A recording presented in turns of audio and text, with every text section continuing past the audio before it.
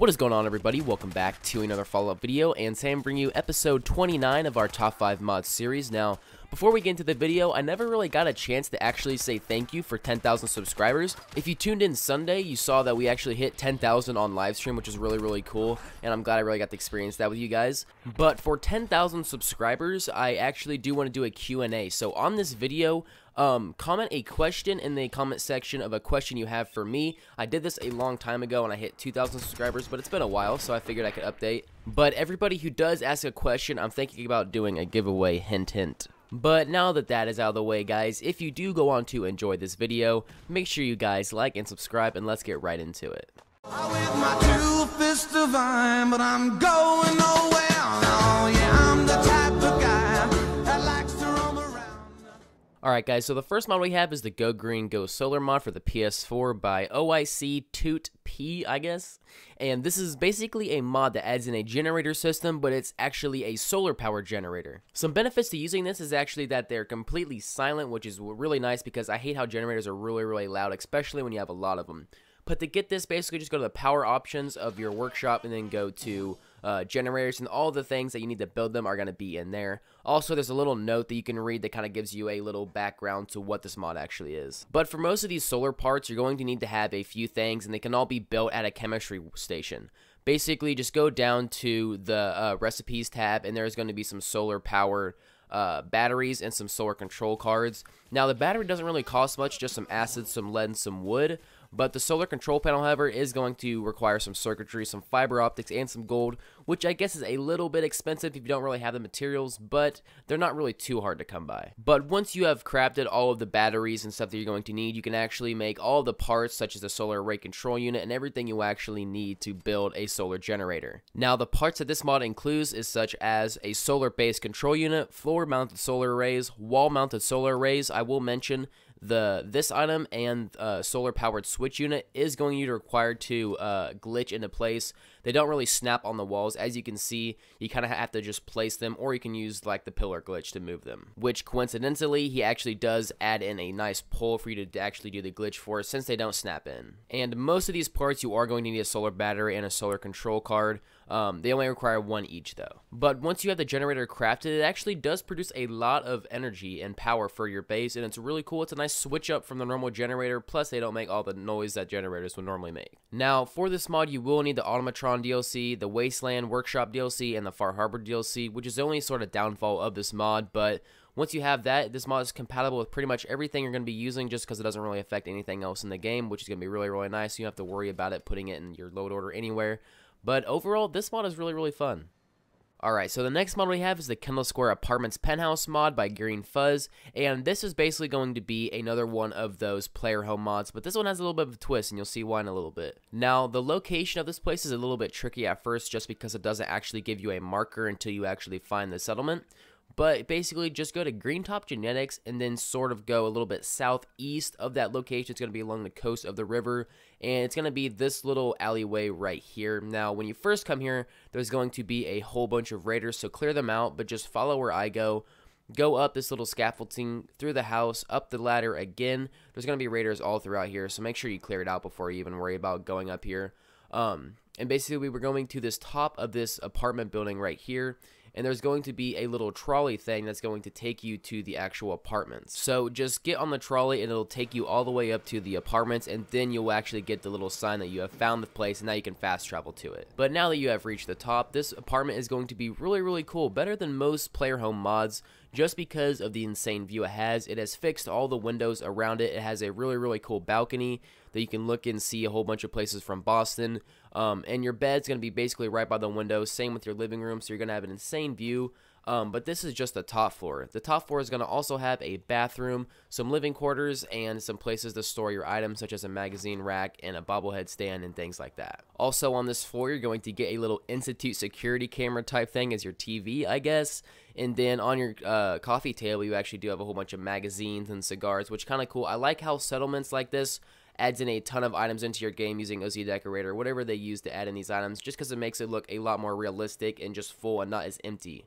Also, at this top floor area is kind of cool. You're going to have a bobblehead stand, a power armor rack, a whole bunch of items to store for your stuff. So this isn't only just for looks, it's actually going to be a really good place for storing your items. It's going to be a really detailed place too. He's labeled all the things such as pistols, energy weapons, ammo, all different types of things, so you're not going to be losing track of where you have your items. Not to mention he does give you some free ammo such as mini nukes and things like that, which are kind of expensive. So you're going to be getting a whole bunch of bonuses for this mod. Plus he does add in about 1 weapon per thing. Also, you're going to get this Panther suit and like armor and all this type of stuff, which is actually really cool. I'll be putting it on in a minute and showcasing it, but it has a whole bunch of really cool features. Now, once you have everything equipped, you're going to get a choice from a night vision goggles and a targeting HUD. Now, what I have on right now is the targeting HUD, so basically when you see an enemy, it's going to be sort of like the power armor where they will highlight red when you actually see them, so they'll be really easy to spot. Also, the night vision one is how it sounds. It's just night vision. You're going to be able to see better at night. But I would recommend, if you're not doing anything, kind of taking these goggles off until you're in combat, just because it does make your game look a little bit weird at times. So, but overall, it's super cool. It also has like the stealth legendary effect, so when you crouch, you go invisible. It's really cool. But right now, we're actually at like the top part of the building where you're going to have your mute fruit plants. So you can do a little bit of farming up here. Plus, the view is just insane. It does have a little lounge area too with a bar and stuff. He's added in a ton of things for this mod. And it's really cool to see how much detail he's added in. But now we're going to go to the downstairs spot, which is just located at this elevator. Just activate it, and now you're going to be located downstairs where you actually do get a whole bunch of different items. There's this fuse box, which I don't really know what it does. It doesn't really seem to activate any power or anything like that. You can actually build with your workshop in here, which may have to do with that. But if you go over here, you are going to get a whole bunch of items. You're going to get a hallucinogen, gas canisters, and a whole bunch of different weapons that go with them. Now, for the sake of the time of this video, I am not going to go through every single weapon and tell you what it does. You guys can figure it out yourself. Plus, they do have a lot of really cool legendary effects. But overall, this mod is really cool. It adds in a ton of things in your game just besides a player home. You're going to get a whole bunch of ammo, weapons, and different things. Overall, a really cool mod, and I definitely recommend it.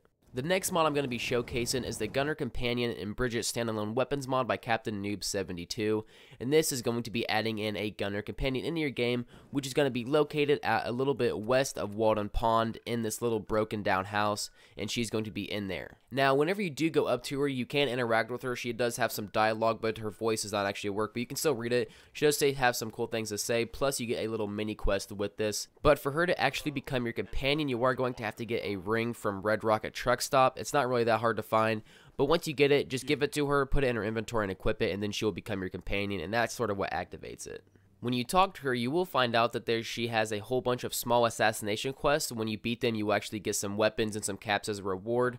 And at the very end, there's going to actually be a mini-boss fight located near Sanctuary. But overall, this mod is not going to be requiring any DLC or anything like that, so you're going to be good there. You don't have to worry about buying anything. Also, it's going to be pretty much compatible with everything mod-wise. Our next mod is the Better Graphics and Weather mod by TemK169. Now, this is the version for the DLC just because I have all the DLC, but there is a version that is, he gives you the link on this mod that's going to be a link to the one that does not require any DLC. But basically, this is just going to basically enhance a whole bunch of your graphics, kind of affect the sky a little bit. As you can see, during sunset, it does look a little bit different, and I just think overall it makes things look a lot more better. Like I was saying before, he did alter the way skies work, basically, so during a sunset, it's going to look a little bit different. Also, during a sunset, the sky is going to get really pink and really purplish almost, and it looks really cool. It doesn't look super unrealistic, but it makes it look a lot better than it did before by making it just look a lot more vibrant than it normally would. And this is going to be the case for all the other different types of weather, such as rain and stuff like that, and rad storms. You're going to get a whole bunch of different other effects. Now, oftentimes with mods like these, I do find that they have a lot of issues with lighting and stuff like that on walls, and there'll be a lot of glitches, but this does not really have the case for that. It looks like he's done a lot of work and actually fixed a lot of the lighting issues, so there's not really anything that I found wrong with this mod. Now, if you do decide to use the DLC version, he does mention that in Far Harbor, instead of just changing a lot of the effects it has already, he's just made it a little bit darker, because Far Harbor has more of an atmospheric tone to it anyway. But overall, this mod is really cool. It does have a version for DLC users and non-DLC users, which I think was really cool on his part.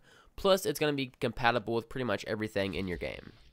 Alright guys, so the final mod we have is the Power Armor Frame Crafting and Moving mod by 3 Lyric. Now this is the Season Pass version just because I have all the DLC, but there's also ones that don't require any DLC at all. But basically what this mod does is it just adds in a ton of new crafting abilities for a suit of power armor. And this mod affects power armor in several different ways, such as the smaller power armor station found in Good Neighbor and several other locations can now be built from the settlement menu, so you now have a new power armor station that you can actually make. Fusion cores can now be crafted from the utilities section of a chemistry station. You just go down to the tab and you can actually craft fusion cores with some circuitry, fertilizer, fiber optics, and some nuclear material. So it's relatively cheap considering most of the things you can find pretty easy. Maybe not the nuclear material, how much, but I have some material glitches that you can get a lot more of them anyway. Plus you're using mods, so you can just use them anyway. He also added in a ton of new paint jobs you can actually put on your power armor, such as a Minuteman, Nuka-Cola, Railroad,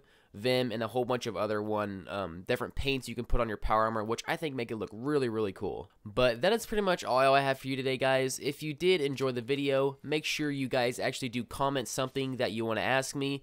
I'm basically going to be doing a compilation video of me answering all the questions and then probably doing a giveaway. We'll see. But if you guys did enjoy this video, make sure you like, subscribe, and I will see you guys in the next one.